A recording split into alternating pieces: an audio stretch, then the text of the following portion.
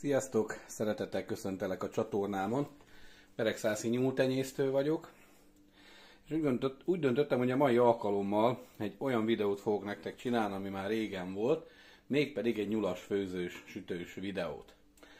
Ugye azért nem volt időm mostanában ilyen főzős videót feltenni, bár ígértem nyár elején, mivel egyszerűen nem volt igény annyira a nyúlra, se időm, se érkezésem nem volt, hogy én készítsem el.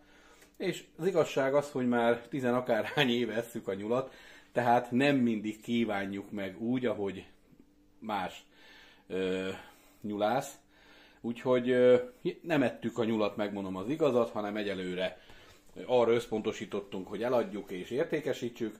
Viszont most jön a őszi időszak lassan, ugye bár még nyár van, de már augusztus 5-e van, sőt már 6-a, jó, hogy eszembe jutott, és ugye jó lenne már most már egy finom nyuszit tenni, pont vendéget várunk, és eldöntöttük, hogy akkor a vendéget mivel lepjük meg. Hát a legjobb vendégváró szerintem, ami gyorsan is elkészül, és egy különleges élményt fog okozni, ez nem más, mint a tepsis nyúl.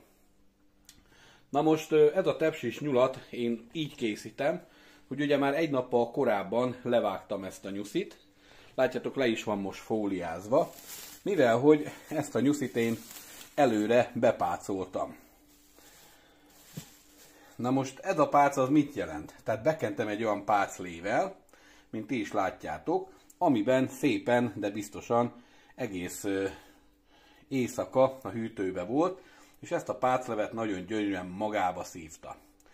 Ahhoz, hogy jól tudja a nyuszihús magába szívni az ilyen pácleveket, semmi más nem kell tenni, mint érdemes bevagdosni. Látjátok, itt több helyen is bevagdostam a hátán, a combján, hogy minél jobban beszívja ezeket az ízeket. Ami nagyon fontos, hogy ez egy fiatal nyúl, tehát mindig, mikor nyulat sütök a sütőben, tehát nagyon fontos arra odafigyelni, hogy annak érdekében, hogy ne legyen csalódás. Én közben így átkenegetem megint ezzel a páccal. Tehát annak érdekében, hogy ne legyen csalódás, figyeljetek oda, hogy 5 hónapostól, max esetleg 6 hónapos, de még mindig azt mondom, hogy inkább az 5 hónapos nyúltól idősebb nyulat ne vágjatok. És ha vásároltok is, érdemes megkérdezni a gazdától, hogy mennyi idős, tehát inkább legyen kisebb, hogyha nem is olyan fajta, hogy nagyra nől, legyen benne csak 1,5-2 kiló, mint például ebbe a nyusziba is, viszont fiatal legyen. Mert ezt úgy hívjuk, hogy csemege nyúl, mi legalábbis így hívjuk, hogy csemege nyúl, és ennek teljesen más az ízvilága, amikor kisül, mint akár egy idősebb nyúlnál.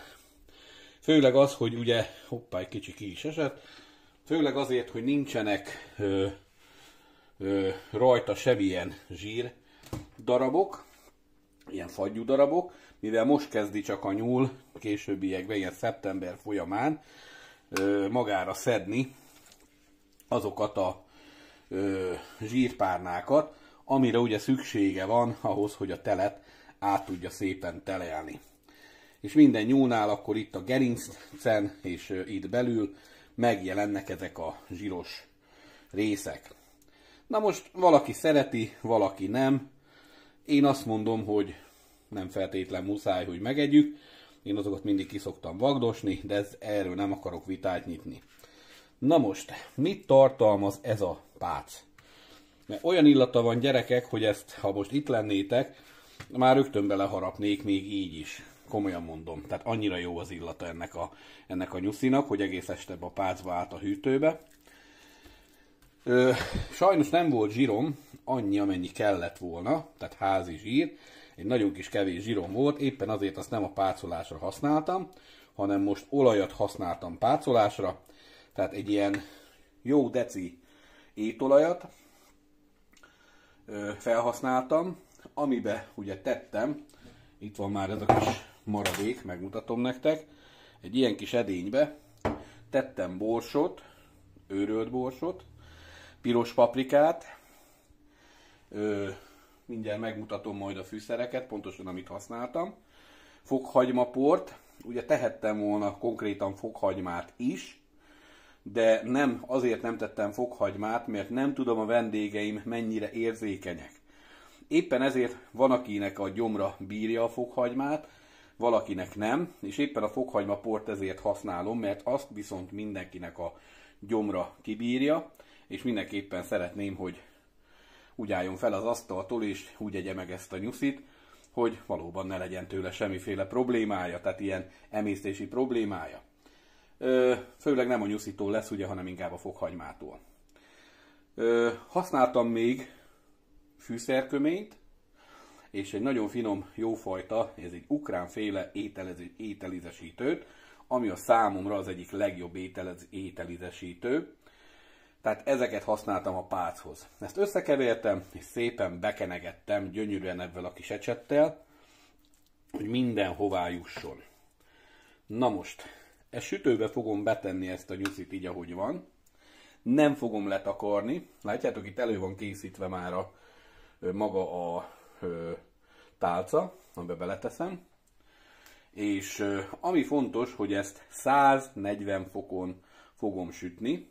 140 fokon, légkeverésesen, és nagyon fontos, hogy néha-néha meg kell lesz majd locsolgatni, természetesen azért, hogy ne száradjon ki nagyon, és ez a 140 fokos sütés, ez durván egy ilyen 3 óra hosszát fog tartani, igen, hiába fiatal, 3 óra hossza, de a végeredmény, gyerekek, majd látni fogjátok, egy szinte tökéletes pirosra sült nyuszi, hogyha minden jól megy, és egy olyan tökéletes pirosra sült nyuszi, aminek nincs a húsa kiszáradva, és mégis, tehát a kettőt ötvözi a csontra sütött nyulat, mert ugye sokan úgy szeretik, hogy teljesen csontra sütik, és kisütik belőle teljesen a vizet.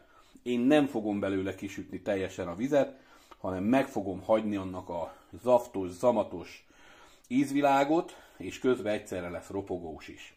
Ezt a receptet egy magyarországi barátomtól kaptam, aki szintén nyúltenyésztő is, úgyhogy kicsit már átvariáltam beregszászi nyúltenyésztő módra, tehát nem pont ugyanazt az összetételt fűszerekbe használom, de hát ugye ez természetes, hiszen ahány ház, annyi szokás. Hát közben sikeresen megfordítottam magát a nyuszkót, egy kicsit letettem a telefont, mivel telefonnal veszem fel ezt az egészet, és nagyon fontos, hogy bekenegettem itt ezeket a részeket, mert itt szétfeszítettem, ezt egy kézzel nem tudtam megtenni, disznózsírral. Látjátok itt a disznózsír, ez jó kis töpörtyűről lesütött disznózsírnak az alja, ami tökéletes erre a feladatra. Tehát ha igazán finom nyulat szeretnénk, ez zsír nélkül elképzelhetetlen. Tehát maga az olajba sütés nem fogja soha visszaadni azt az aromát és azt az ízvilágot, ami a disznózsír ad. Érdemes, hogyha nincs disznózsírod, vagy ha van, inkább azt mondom, hogy ha van szalonnád, füstölt szalonnád, saját házi ízletes, akkor azzal is pótolhatod a disznózsírt, tehát helyettesítheted, egyszerűen csíkokra vágod, és szépen így végig fekteted ezeket a csíkokat, így belülről a redőnybe is rakjál, látjátok? Én itt raktam ebbe a redőnybe is a nyúlnak ebbe a kis hasi részébe külön zsírt, mert ezek megszoktak csak simán még nagyon hamar sülni, és feltétlen fontos a zsírozás hozzá. Sőt, hogyha volt füstölt szalonnám, most jelenleg nincs sajnos kéznél, ugyanúgy ezeket a bevágásokat, amik itt vannak a nyúl combjába, ejtettem több helyen is, beszoktam így nyomkodni füstölt szalonna darabokkal, most ezt zsírral helyettesítettem, tehát ezzel a kis ecsettel nyomkodtam bele ezekbe a redőkbe, hiszen ez fontos az ízvilág miatt. Nos, közben sikerült a nyuszkót áthelyeznem sikeresen magára a sütő tálcára. Ugye alá sütőpapírt tettem, ez mindenképpen fontos, és ugyanúgy folytatom, tehát magával a zsír átkenését ennek az egész résznek, és magát a pácot is rákenem bőségesen a hátára, és ide a combok közé. Ne siessünk, ne sajnáljunk erre időt szánni, mert hogyha ezt kihagyjuk, ezt a lépést, akkor nem kapjuk meg azt az ízvilágot, amire vágyakozunk. Tehát nem lesz olyan zamatos a nyuszkó. És nagyon fontos még, hogy a pácoláson kívül én még szoktam mindig egy kis ilyen utófűszerezést, utósózást adni, mert azt szokták mondani, hogy a nyúlnak a só olyan, mint a halnak a só, szinte soha nem elég. Igen, és erre is figyeljetek oda, majd légy szíves, nem tudom, itt mutatom nektek a nyúlnak a farok részét. Látjátok, ezt a részt, ezt teljesen vágjátok ki a farkával együtt, kanyarítsátok ki, szinte egész a comb hajlatig, mivel ez a rész fiatalnál, de idősneknél még jobban, ez egy olyan mirigyet tartalmaz, amikor szokták az emberek mondani, hogy érezték a nyúl ízt, és ez kifejezetten, ami nem kellemes ízvilág, emiatt a mirigy miatt szoktak érezni ilyet. Én soha nem éreztem, mivel a kezdet-kezdetétől megtanultam, hogy azt ki kell onnan kanyarítani. Sőt, én még ezt a keres csontot is mindig kiszoktam venni a combból, mikor szétszedem a combot, és azt a részt is úgy igazából én nem szoktam elfogyasztani, azt csak levesbe tesszük bele, sütéshez nem szoktuk beletenni. Jó, hát közben sikerült átkenegetnem zsírral, így néz ki, előkészített állapotba, és ugye ezek után már mehet a sütőbe. Én jelenleg nem rakok köré köretet, de hogyha mert más körettel fogjuk felszolgálni, tehát nem a hagyományos krumpli körettel, éppen ezért most ezt üresen hagyom, de ti nyugodtan, hogyha így egyszerű, ugye akár új krumplit is karikára vágva, vagy ahogy jól esik, tudtok mellé rakni, és akkor annak is a leve, amit ad, az természetesen nagyon finom lesz, hogyha így megsül benne. És megmutatom a fűszereket, mielőtt berakom a sütőbe a nyuszit. Jó, tehát figyeljetek, ezeket a fűszereket használtam. Tehát piros paprikát, egy ilyen 3-4 kis evőkanállal, vagy pontosabban tejáskanállal, fokhagymaport. Igen, hát ukrán, de hát nagyon jó fajta a fokhagymapor. És erről az ízesítőről beszélek nektek, Mivina, az a neve. Mondjuk ti úgy olvasnátok, hogy Mibiha, de Mivina. Tehát jegyezzétek meg, hogy ha tényleg különleges ízesítőre vágytok, én ezt javaslom, bízok benne, hogyha erre jártok, vagy valahol meg tudjátok vásárolni, mindenképpen érdemes, nagyon különleges ízt ad, akár a sült tojásnak, a leveseknek és a többi. Használtam ebből az ízesítőből is, pontosabban most fogom használni, utolsózásnál. Ezen kívül természetesen fekete borsot, és nagyon fontos, hogy fűszerkömény, tehát őrölt fűszerkömény is legyen benne. És természetesen só, amiről nem beszéltem, és amit most is meg fogok tenni, sózás és egy kis ízesítővel még utóízesítés. Jó, a sütő előmelegedett, úgyhogy nagyon gyorsan beteszem szépen. Mint említettem, 120 fokra. Látjátok, mutattam is, hogy 120 fokon van állítva. És beállítom az órát, és várom, hogy olyan 3-3,5 óra múlva kész legyen, de természetesen 2-2,5 óra múlva már rá tudok nézni. Bizonyára észrevettétek a receptből, hogy egy nagyon egyszerű recept, és hogyha kipróbáljátok, tapasztalni fogjátok, hogy nem csak egyszerű, hanem bámulatosan finom is. Nem kell túlzottan fűszerezni és különleges fűszereket használni ahhoz, hogy például a nyulaknál különleges ízt érjünk el.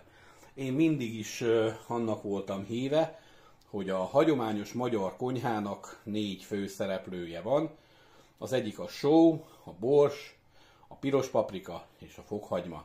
És természetesen még a hagymát is belevehetjük ebbe, akár 5-nek, sőt ki lehet egészíteni a fűszerköménnyel, de ha megvan a só, bors, paprika, fokhagyma, akkor azt a húst már elrontani nem lehet.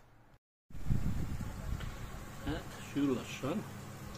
Most kapcsoltam rá a turbogrillt, még egy 10 perc és készen is vagyunk. És ez már 4 óra 10 perc mióta sül. Jó, hát ki is vettem a sütőből, készen is vagyunk, nézzétek meg, ilyen gyönyörűre sült meg. Úgyhogy utoljára ráhúztam egy kis turbo grillezést, hogy minél szebb legyen.